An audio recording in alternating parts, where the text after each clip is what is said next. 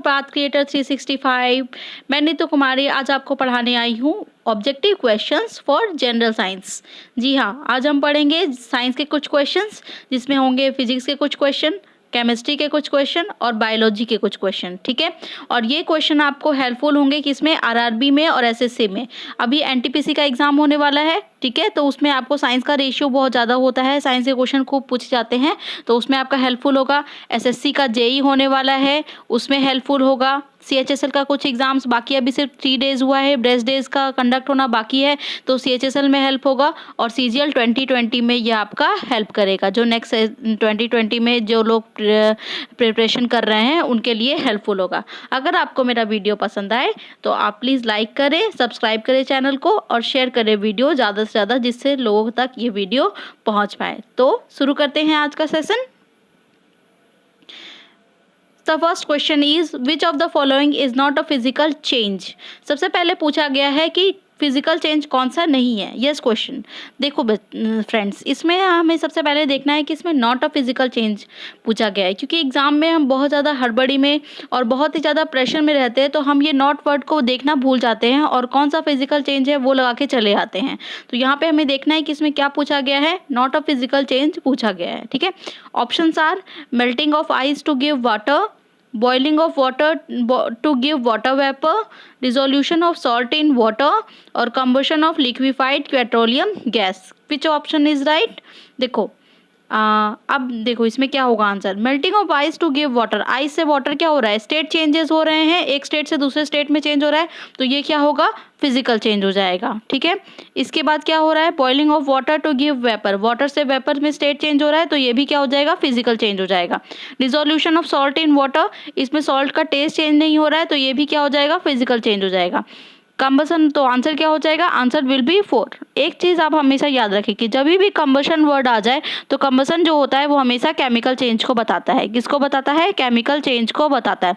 जैसे burning of would, burning of candle, combustion of liquefied petroleum gas, ये सब कोई भी ऑप्शन हो तो वो आप उसको केमिकल चेंज मान लेंगे। ठीक है, तो here answer will be option 4। Moving to the next question.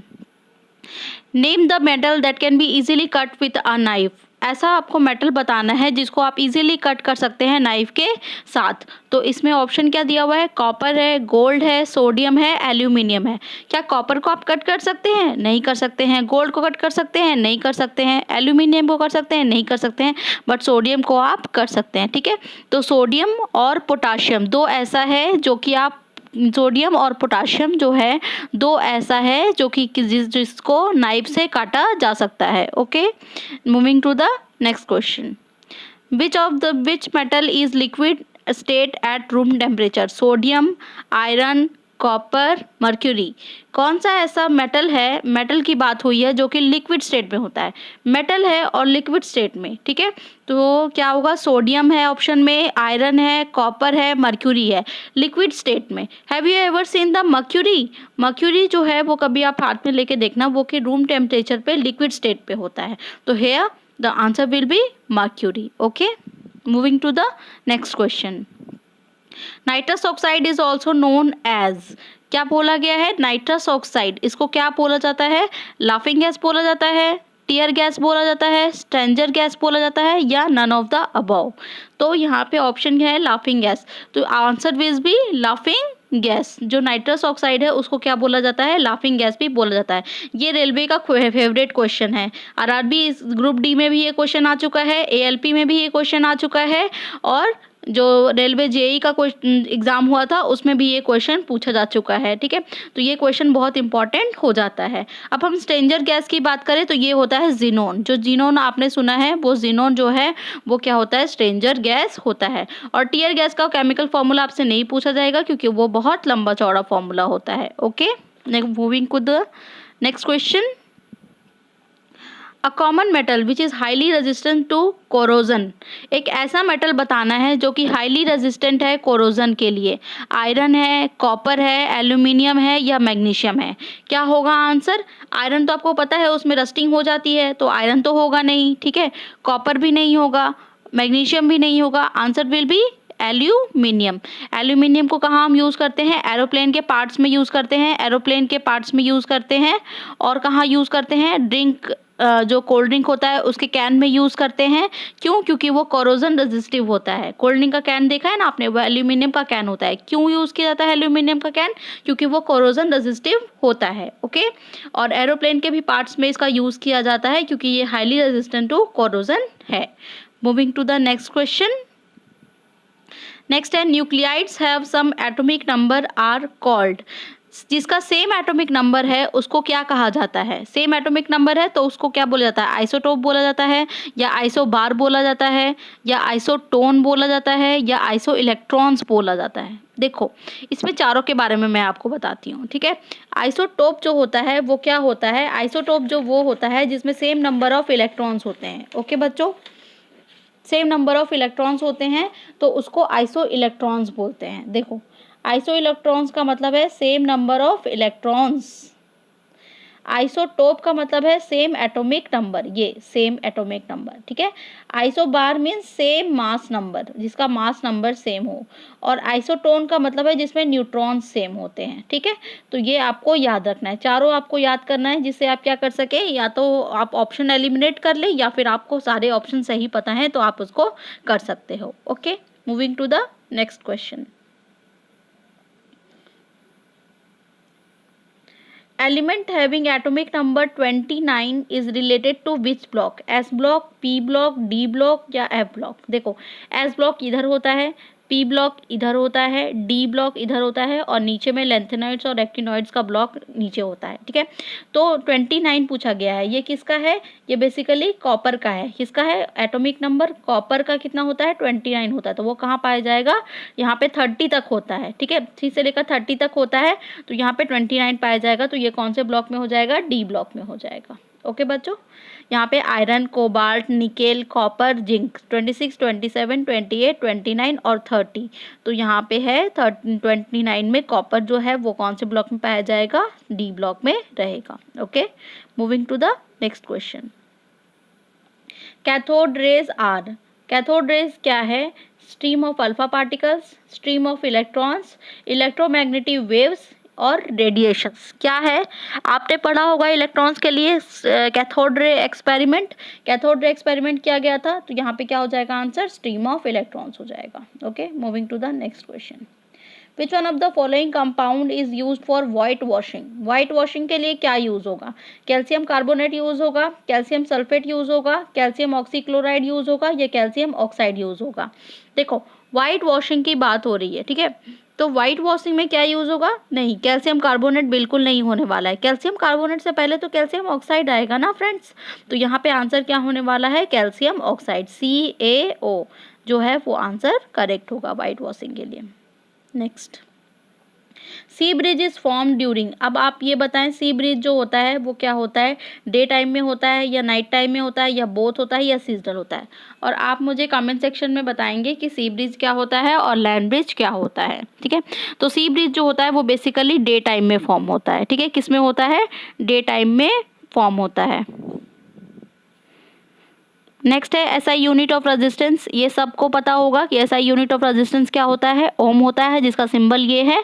तो यहाँ पे आंसर क्या हो जाएगा? ओम हो जाएगा। कभी कभी रेलवे जो है ग्रुप डी में ये क्वेश्चन पूछ चुकी है, ALP में भी पूछ चुकी है, तो कभी कभी इतने इजी क्वेश्चन भी आ जाते हैं। Okay, next, 1 horse power is equals to. देखो, पावर को हॉर्स पावर बताया गया है। 1 horse power is equals to 523 watt, 746 watt, 816 watt, 719 watts.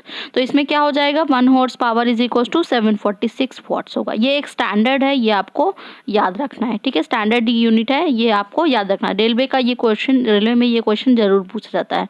और SSC किससे क्वेश्चन उठाएगी? रेलवे से क्वेश्चन उठाती है। Okay, next, relative humidity is expressed as.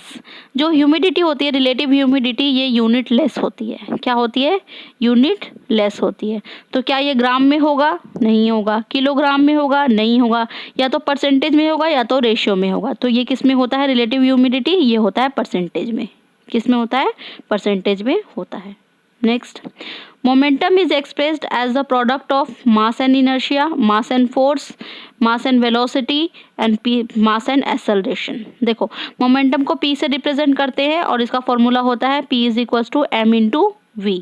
तो ये क्या होता है, p is equals to m into v, यानी ये मास है और ये क्या है, वेलोसिटी है। तो answer will B third option, mass and velocity.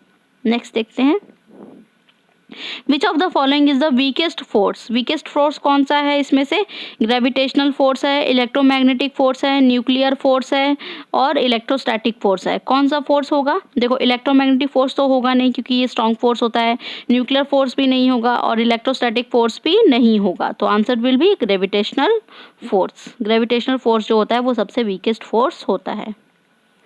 Next, SI unit of magnetic flux.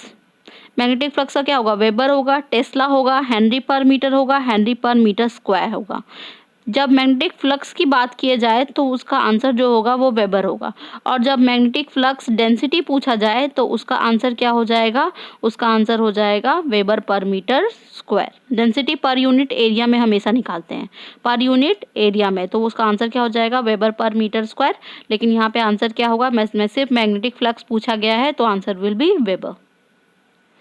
Next question, which part of an, अब बायोलॉजी का क्वेश्चन आ गया है। अब हम बायोलॉजी के क्वेश्चन देखेंगे। हमने अब तक केमिस्ट्री का क्वेश्चन किया, फिजिक्स का क्वेश्चन किया, अब हम बायोलॉजी का क्वेश्चन देखेंगे।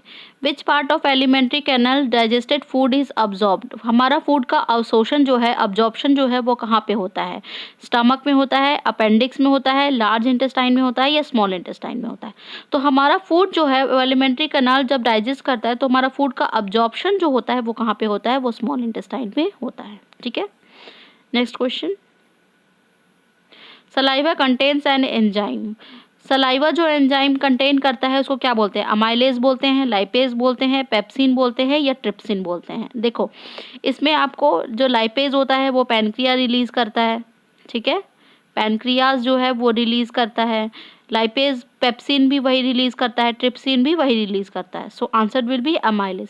कई बार ऐसा होता है बच्चों कि हमें चीज़ें पता नहीं होती है, पर हम क्या कर सकते हैं, हम चीज़ों को एलिमिनेट करके भी आंसर दे सकते हैं। Okay friends, rings of cartilage are present in, rings of cartilage are present in oesophagus, bile duct, throat और स्मॉल इंटेस्टाइन। जो रिंग्स ऑफ कार्टिलेज होगा वो कहाँ पे प्रेजेंट होता है, रिंग्स ऑफ कार्टिलेज जो होता है वो थ्रोट में प्रेजेंट होता है, ताकि हम जब सांस लें, ब्रीद इन करें, ब्रीद इन ब्रीद आउट करें तो हमारा थ्रोट जो है वो आपस में चिपके नहीं। अगर चिपक जाएगा तो दिक्कत हो जाएगी, तो वो चिपके नहीं, इसीलिए रिंग्स ऑफ कार्टिलेज प्रेजेंट होता है। Okay, next question, a vein differs from an artery in having narrow lumen, stronger muscular wall, pigmented wall to give it a dark appearance, walls to control direction of flow of blood। देखो when जो है differ करता है artery से, इसमें क्या बताया गया है, कैसे डिफर करता है, तो इसमें क्या होता है, वॉल्व्स लगे हुए होते हैं जो कि उसके ब्लड फ्लो को एक डायरेक्शन दे पाता है। ठीक है, जो वॉल्व्स होता है उसमें डायरेक्शन ऑफ फ्लो दे देता है ब्लड का, तो वही इसका आंसर हो जाएगा। Next question, outside the nucleus DNA is found in. Nucleus के बाहर डीएनए कहाँ पाया जाता है। ठीक है, आपको जो है न्यूक्लियस के बारे में आपको पूरा पता होगा, न्यूक्लियस क्या होता है क्या नहीं है। ठीक है, तो न्यूक्लियस में, माइटोकॉन्ड्रिया में, न्यूक्लियस के बाहर डीएनए कहाँ पाया जाता है, माइटोकॉन्ड्रिया में, राइबोसोम में, इंडोप्लाज्मिक रेटिकुलम में या गोल्गी बॉडीज में। ठीक है, तो यहाँ पे आउटसाइड द न्यूक्लियस पूछा गया है तो यहाँ पे आंसर होगा माइटोकॉन्ड्रिया। माइटोकॉन्ड्रिया का अपना ओन डीएनए होता है, ठीक है, ओन डीएनए होता है, और राइबोसोम होता है जिससे वो प्रोटीन बनाता है। ठीक है, तो इसका आंसर क्या हो जाएगा, mitochondria. Thank you friends, thank you for the watching the video. If you like the video, hit the like button and share the video as much as you can and subscribe the channel. Thank you.